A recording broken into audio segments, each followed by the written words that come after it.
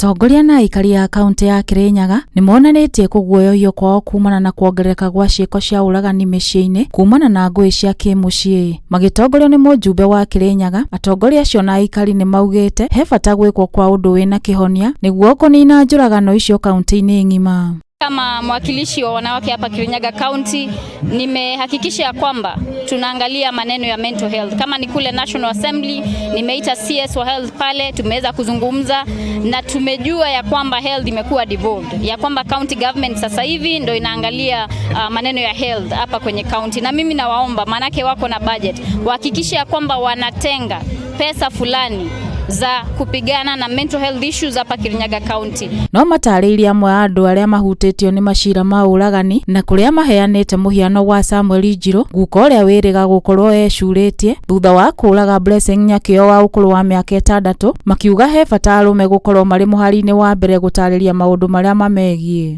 Wanaume tunafinyiliwa sana. Huwezi pata mtu wa kupatia mashinda yako. Wengine umefinyiliwa, watoto wamekufinyilia na huko, mbimbi amekusukuma. Kwa hivyo kanisa ikijitolea na community na serikali ijitolee, at least isimamie mwanaume, itakuwa poa.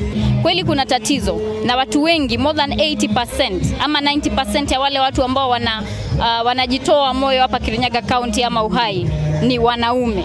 Ni huzuni sana ya kwamba tumekuja hapa kumlaza baba na mtoto wake, mtoto wa miaka 6 ambaye aliuliwa na baba yake kabla ajitoe uhai, na huyo mtoto hana makosa, hakujua chochote.